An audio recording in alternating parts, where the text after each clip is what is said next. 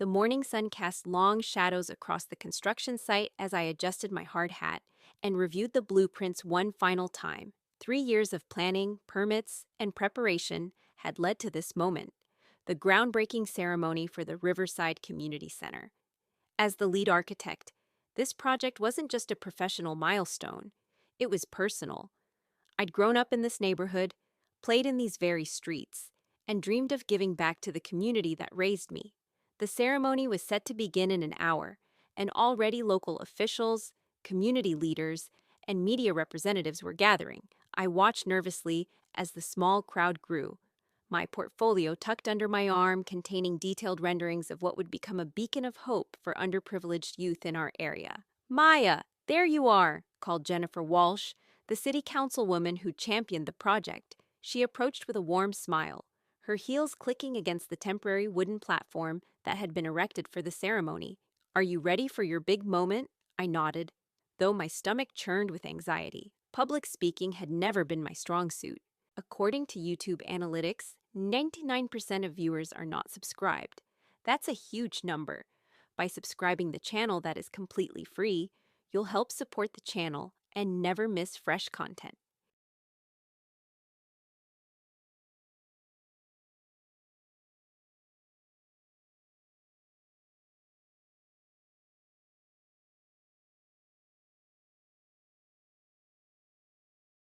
But this project meant everything to me.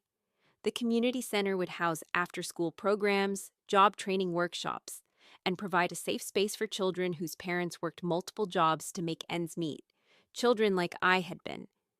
"The mayor should be arriving any minute," Jennifer continued, checking her watch. "And I believe we have some surprise guests from the architecture firm that submitted the competing proposal." My heart sank slightly. Hartwell and Associates had been my primary competition for this contract, led by Marcus Hartwell, a man whose family name opened doors mine never could. We'd attended the same architecture program at university, though he'd never acknowledged my existence back then. The only interaction we'd had was during our final presentations, where he'd questioned my design philosophy with barely concealed condescension. "Maya Chen, right?" a familiar voice called from behind me. I turned to see Marcus Hartwell himself approaching, his expensive suit immaculate despite the dusty construction site. Tall and conventionally handsome, he carried himself with the confidence of someone who'd never been told no. Behind him trailed two other men in similar attire, his partners, no doubt. "Marcus," I replied evenly, extending my hand.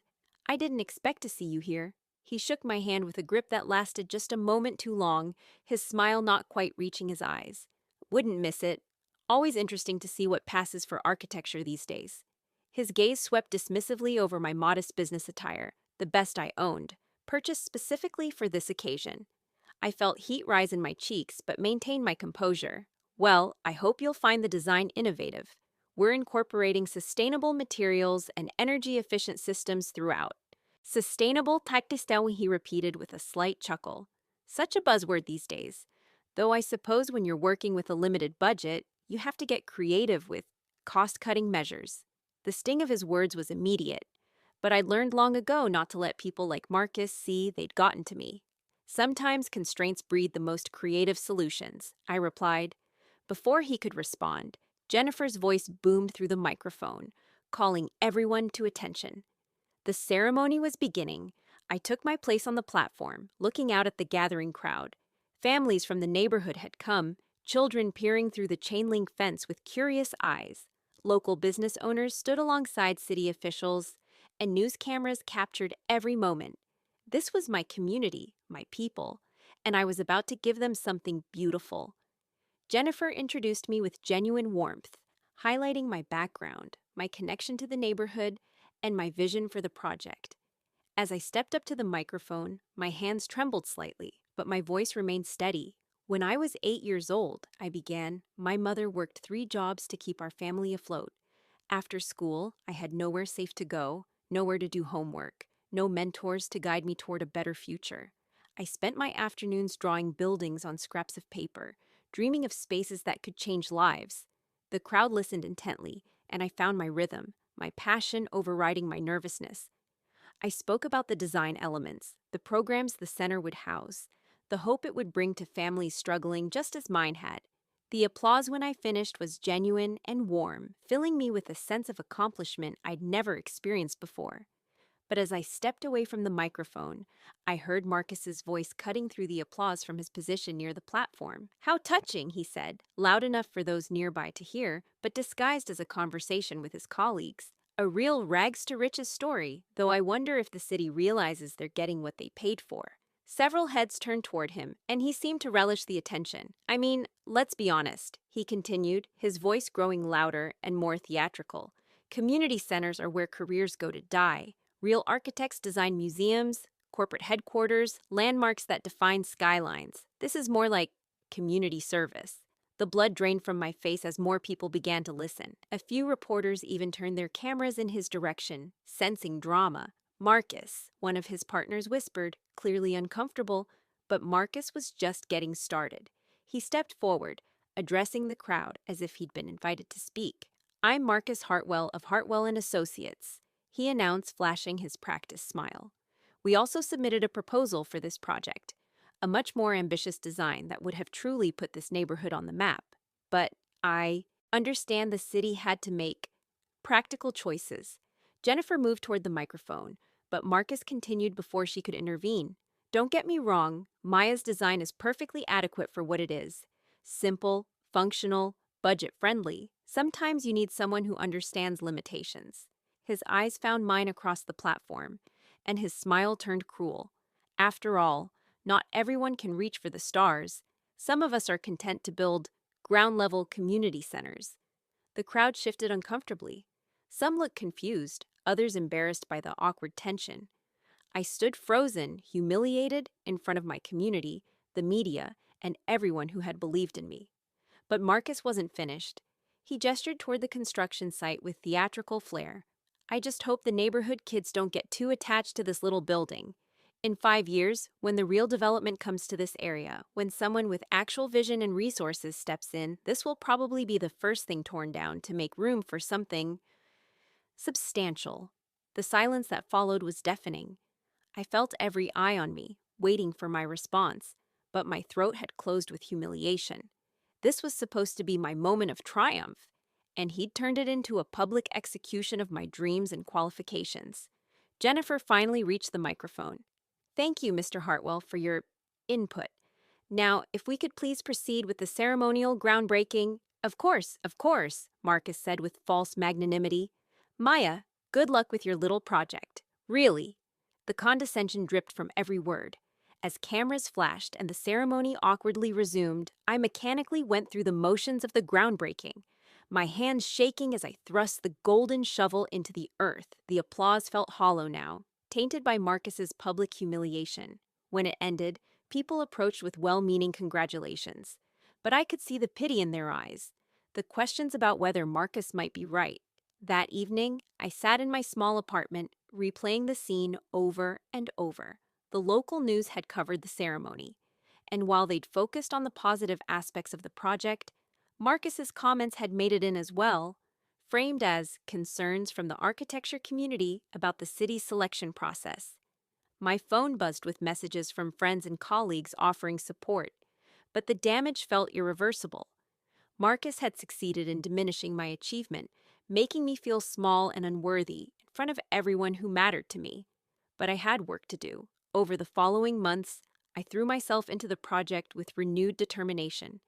Every detail mattered more now. Every element had to be perfect. Not just functional, but beautiful, meaningful, inspired. I worked 16-hour days, collaborated closely with contractors, and made countless site visits to ensure the construction matched my vision. The community center began to take shape, and it was magnificent. The sustainable materials I'd chosen created warm, inviting spaces flooded with natural light. The design incorporated elements that reflected the neighborhood's cultural diversity, murals painted by local artists, gathering spaces that could adapt to different cultural events, gardens where families could grow food together. As construction progressed, I often noticed expensive cars driving slowly past the site. Marcus's silver BMW was among them. He'd pull over occasionally, studying the progress through his tinted windows before driving away. I told myself he was merely curious, but something about his interest felt more calculating than casual. 6 months into construction, I received an unexpected call from Jennifer Walsh. Her voice was tight with stress. Maya, we need to meet. There's been a development with the project that I need to discuss with you in person. My stomach dropped. What kind of development? Just meet me at the site tomorrow morning, 7 a.m., before the workers arrive. I barely slept that night, imagining every possible catastrophe: budget overruns, permit issues, design flaws. My mind raced through scenarios that could derail everything I'd worked for. Jennifer was already waiting when I arrived at the construction site. Her usual composed demeanor cracked with visible anxiety. Beside her stood a man I didn't recognize, older, wearing an expensive overcoat despite the mild morning temperature. Maya, Jennifer began carefully, this is Richard Blackwood from Blackwood Development Group. The name hit me like a physical blow. Blackwood Development was one of the most powerful real estate companies in the city, known for purchasing properties and developing neighborhoods and transforming them into luxury developments that displace longtime residents. Ms. Chen, Blackwood said with a practiced smile that didn't reach his eyes, I've been following your project with great interest. Remarkable work, truly. The community is lucky to have someone so dedicated to their needs. Thank you, I replied cautiously, sensing the trap in his words. Which is why this is so unfortunate, he continued, pulling out a tablet and swiping to display an official-looking document. It seems there's been an issue with the zoning permits for this property. Quite complex, actually. Something about the environmental impact assessment and the city's long-term development plans for this corridor. My blood ran cold. What kind of issue? Jennifer stepped forward, her face pale. Maya, there's been a challenge to the permits. Someone filed a complaint alleging that the environmental review was incomplete and that the project wasn't properly vetted for its impact on future development in the area. Future development? I looked between them, understanding beginning to dawn. Blackwood smiled wider. The city has been considering a comprehensive redevelopment initiative for this entire neighborhood. Mixed-use high-rises, luxury retail, upscale dining, the kind of development that would truly transform this area's economic prospects. And a community center doesn't fit into those plans, I said flatly. It's not that simple, Jennifer said quickly. The complaint was filed by a group of concerned architects and urban planners. They're arguing that the city rushed the approval process and didn't properly consider alternative uses for the property. What architects? She hesitated before answering. Hartwell and Associates was the lead signatory. The betrayal hit me like a physical blow. While I'd been working to build something beautiful for my community, Marcus had been orchestrating its destruction from behind the scenes. He hadn't been content with humiliating me publicly. He'd been systematically working to ensure I failed. The good news, Blackwood continued smoothly, is that I'm prepared to make this all go away.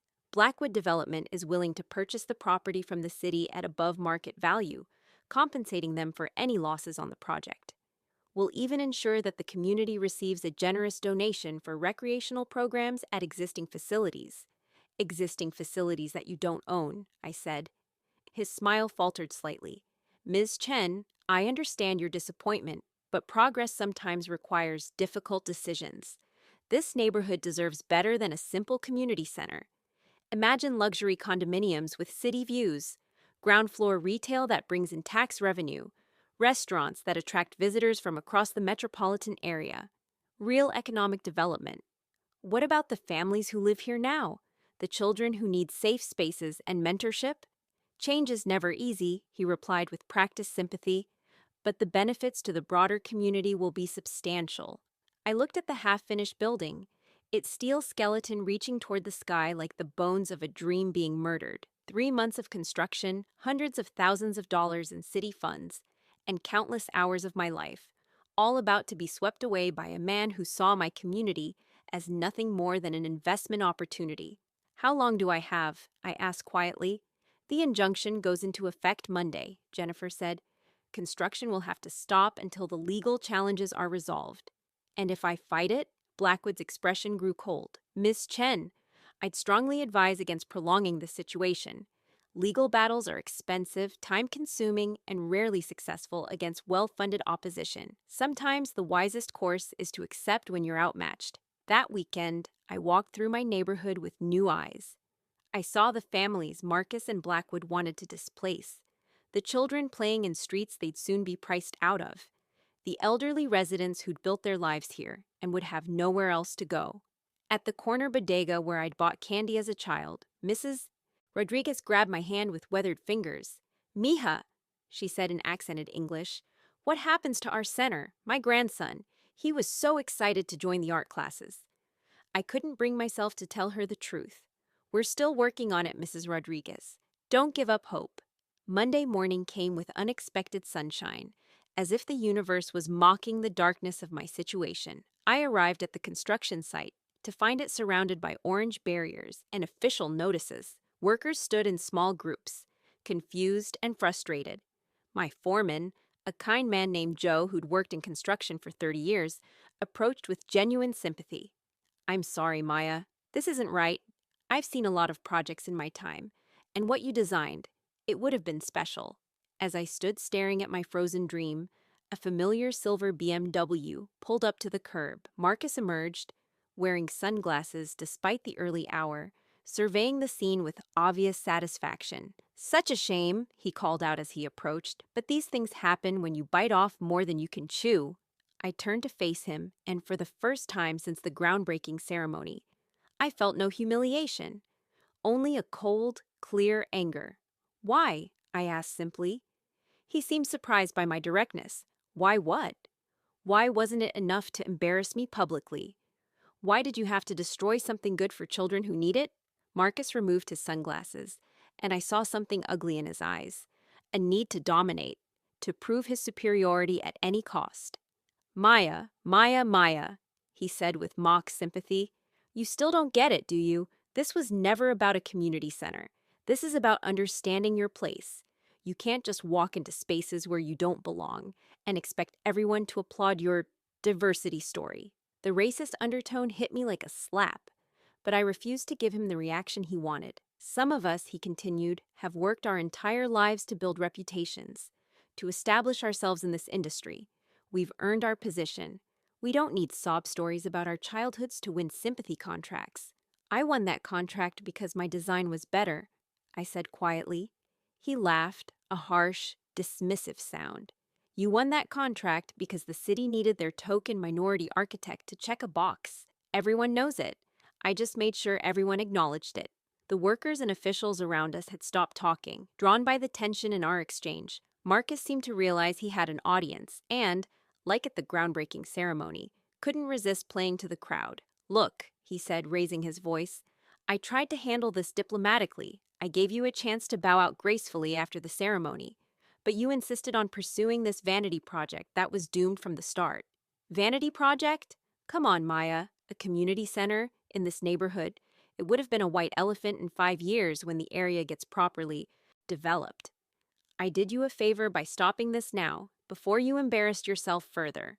The injustice of it all, the racism, the classism, the casual cruelty, crystallized into something pure and sharp inside me. But instead of anger, I felt an unexpected calm. "You know what, Marcus?"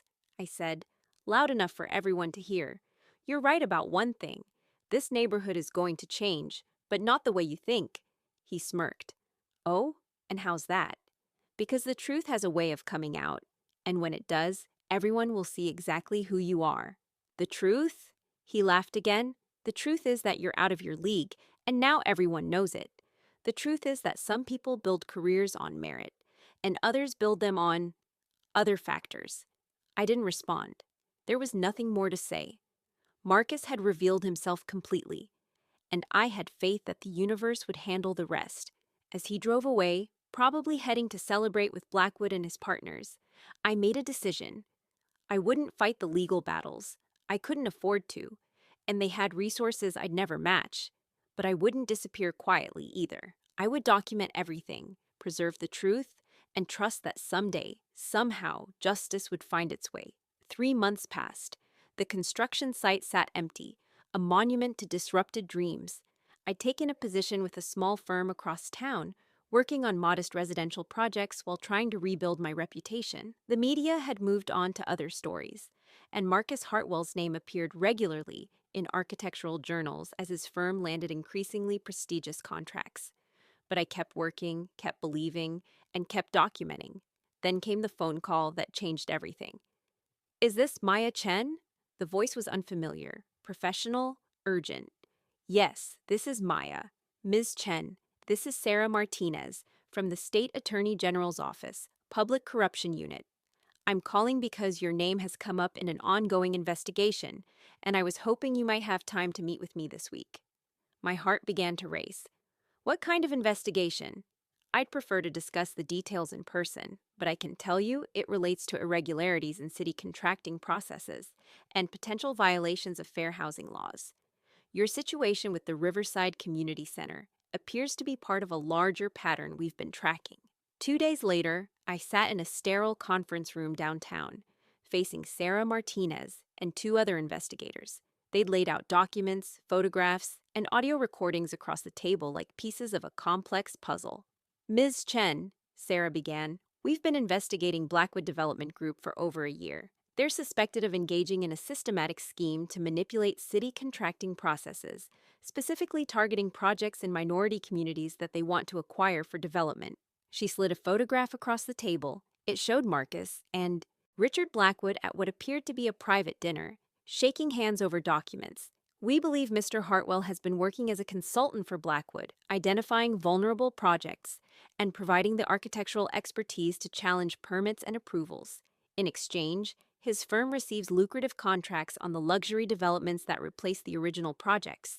Another photo showed Marcus entering Blackwood's offices, briefcase in hand. We've documented at least 6 cases where this pattern occurred over the past 3 years. Community centers, affordable housing projects, public parks, all stopped by last-minute permit challenges filed by Hartwell and Associates, all properties subsequently acquired by Blackwood Development.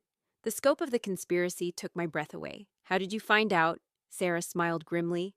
A whistleblower from within Blackwood's organization, someone with a conscience who couldn't stomach what they were seeing anymore. She pulled out a transcript of recorded conversations. We've been monitoring their communications for months. Would you like to hear what Mr. Hartwell really thinks of you? The recording quality was crystal clear. Marcus's voice came through the speakers with chilling clarity. The Chen woman is perfect for our purposes. Emotional, idealistic, no political connections worth mentioning. Make her the face of the failure, and it discredits the entire community advocacy movement in that neighborhood. Blackwood's response was equally damning. And you're certain the permit challenge will hold up? Please, I wrote half the building codes they're supposedly violating. The environmental impact angle alone will tie this up in court for years. By then, we'll have rezoning approval and can move forward with phase 1 of the luxury development. They discussed me like I was nothing more than an obstacle to be removed, a person whose dreams could be casually destroyed for their profit. There's more, Sarah said, fast-forwarding through the recording. Marcus's voice returned, but now he was laughing. You should have seen her face at the groundbreaking, standing there in her little bargain basement suit, thinking she belonged on the same stage as real architects. I almost felt sorry for her. Almost, Blackwood. The public humiliation was a nice touch. Makes our intervention look like we're saving the city from an embarrassing mistake. Exactly. Sometimes you have to be cruel to be kind. She'll thank us someday when she's working on projects more suited to her background. The cruelty in his voice, the casual racism, the complete dismissal of my community's needs, all captured in digital clarity. Ms. Chen, Sarah continued, we'd like your help in building our case. Your documentation of the project, the permit challenges, and the financial impact on the community would be crucial evidence. What happens to them if you're successful? Blackwood is looking at federal charges for conspiracy, fraud, and civil rights violations. The scheme involves millions in federal funding and affects protected communities. As for Mr. Hartwell, she paused, consulting her notes. Conspiracy, professional misconduct, possibly perjury, depending on what he filed with the courts. His license to practice architecture in this state would be revoked permanently. 6 months later, I stood once again at the construction site of the Riverside Community Center. But this time, I wasn't alone, and I wasn't watching my dream die. The media circus surrounding the Blackwood Hartwell corruption case had been extraordinary. Federal agents had raided both companies simultaneously, seizing computers, files, and financial records. The recordings Sarah Martinez had played for me were just the beginning. They'd uncovered a conspiracy that stretched across multiple states and affected dozens of communities. Marcus Hartwell's arrest had been particularly dramatic. Federal agents had arrived at his office during a high-profile client meeting, walking him out in handcuffs past cameras and former colleagues. The image had appeared on the front page of every major newspaper, a fitting bookend to his public humiliation of me. But the real justice came in the aftermath. The federal investigation had uncovered not just the conspiracy, but the discriminatory intent behind it. Marcus and Blackwood hadn't just been motivated by greed, they'd specifically targeted minority communities and minority-owned businesses, believing they would be easier to intimidate and less likely to fight back effectively. The civil rights violations alone carried sentences of up to 20 years. Jennifer Walsh approached me now, her smile genuine for the first time since that awful morning months ago. The federal court has ordered full restitution for all affected projects, she announced. Not only will construction resume immediately, but the city is providing additional funding for enhanced programming. We're also establishing a legal defense fund to protect future community development projects from similar attacks. I looked at the construction site, where workers were already removing the barriers and preparing to resume building. The steel skeleton of my community center stood unchanged, waiting patiently for its completion. There's something else, Jennifer added with barely contained excitement. The Justice Department wants to use your project as a model for protected community development. There's talk of federal funding for similar centers in affected communities across the country. A year later, the Riverside Community Center opened to a celebration that dwarfed the original groundbreaking ceremony. Hundreds of community members gathered to see their children's new home. Art studios filled with eager young artists, computer labs where teenagers learned coding skills, gymnasiums echoing with laughter, and quiet study rooms where homework happened in safety and peace. The media coverage was extensive, but this time it focused on the triumph of community over corruption, of justice over greed. My architectural designs were praised not as adequate or budget-friendly, but as innovative, sustainable, and deeply meaningful. Standing at the podium during the ribbon-cutting ceremony, I looked out at faces filled with hope and pride. Mrs. Rodriguez sat in the front row, her grandson beside her clutching a drawing he'd made in his first art class. Families who'd been scattered by gentrification had returned to celebrate what they'd helped preserve. City officials who'd once questioned my qualifications now spoke of my vision and leadership. But the moment that meant the most came when Sarah Martinez approached me after the ceremony.